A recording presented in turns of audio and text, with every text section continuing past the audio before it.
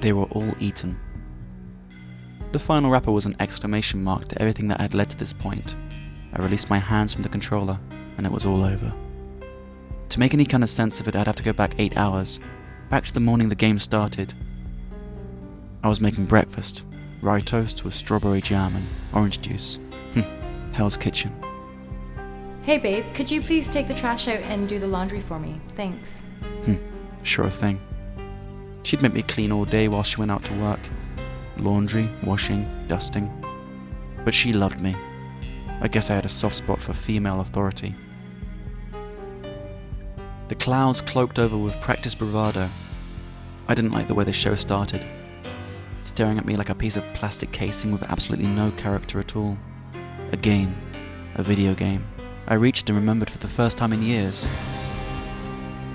As I blew the dust off the old gem, I unconsciously let go of the duster. I put the game in the console, just like I'd done a million times before. And then I waited for the game to load. And then I had a shit.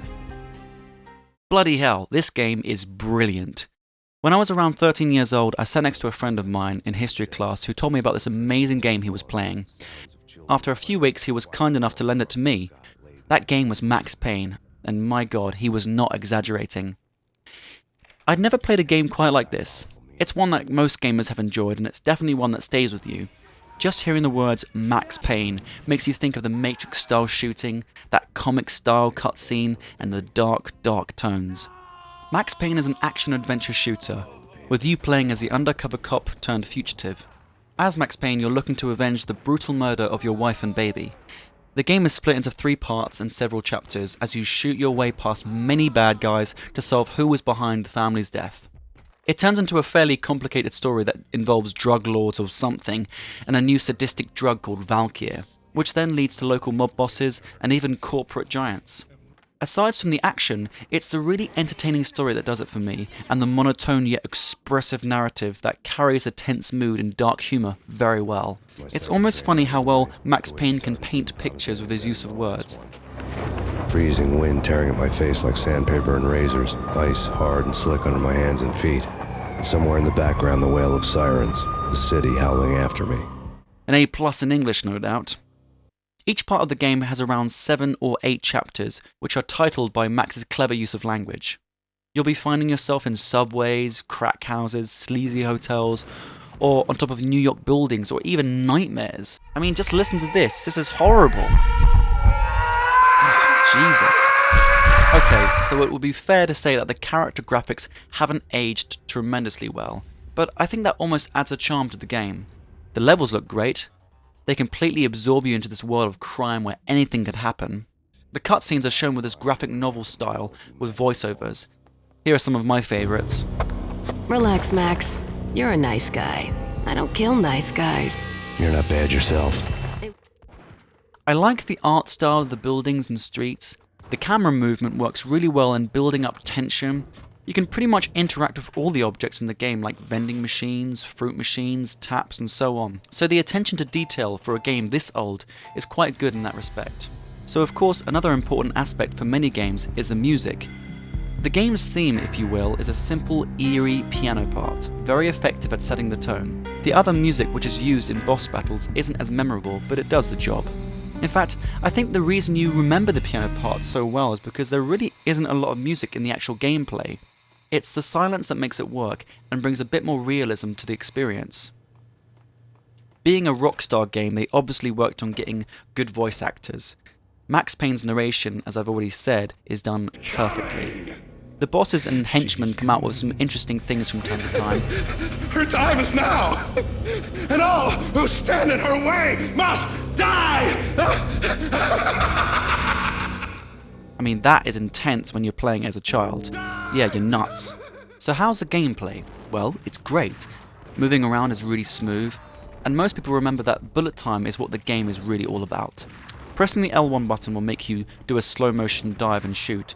You definitely have to master this if you want to progress in the game. As you can see, this is my main way of getting through the whole game.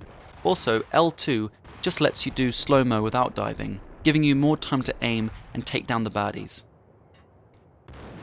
You have a slow-mo meter which is filled up only when you've successfully shot an enemy. Max Payne also has a life meter which you can refill with painkillers, which are usually found in bathrooms and kitchens. There are some levels where you need to be very careful.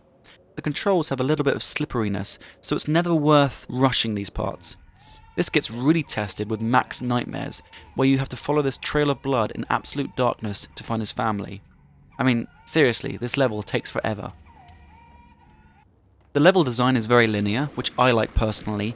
It keeps the story moving and also keeps me engaged in the game.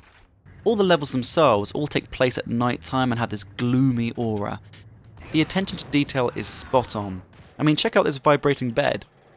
The variation is good, as some levels require patience with getting past security. Other levels mean that you have to keep moving with fire and explosions happening everywhere. Others require a little problem solving. The level progressively gets more and more grand, starting out in a train station and then blowing up helicopters on skyscrapers. It's an epic journey. You do get an impressive amount of armory to use during the game, such as Berettas, shotguns, machine guns, Uzis, sniper, and grenade launchers. My favourite was the shotgun. It was very satisfying to see your enemies flying off. Other times it's much better to use a hand grenade to clear the area. The AI in the game is pretty predictable and easy to take down. So long as you're shooting at their general direction, you'll beat them. Just hearing their chats before you interrupt adds a lot of charm to the game, I think. Who knows what he did? But somebody's gotta go in there. It's too freaky.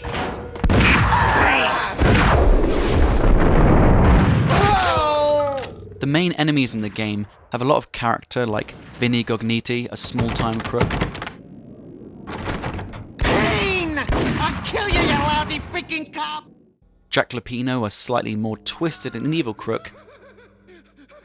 Punchinello, who is a big-time crook and a bit of a pussy. I was just doing what I was told. I couldn't refuse. And finally, Nicole Horn, who is a bit bloody evil, really. Mr. Payne, it's time to show you the benefits of my brew. Be a good boy now. One of my favourite bits is the sniper action. If you hit a target, you get this really cool cinematic. In fact, whenever you clear an area of baddies, you get this sweet 360-degree kill cinematic. The more irritating aspects of the game include changing your weapon during mid-combat.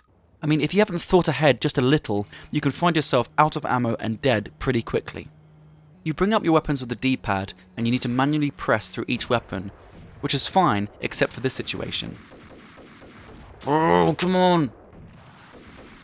You need to be careful of booby-trapped laser explosives, which they place in the game a lot. And finally, accuracy is another problem, especially with a sniper on the very last stage. You have to shoot the cable anchors, and sometimes I swear it's a glitch. Finally, when you do get it right, it's worth seeing that bitch get taken out. So, in conclusion, I think you should play this game if you haven't already. The story's great, and the gameplay is brilliant once you suss out the controls. If you're feeling generous, then why not press that little button over there? You know you want to. Go on, go on.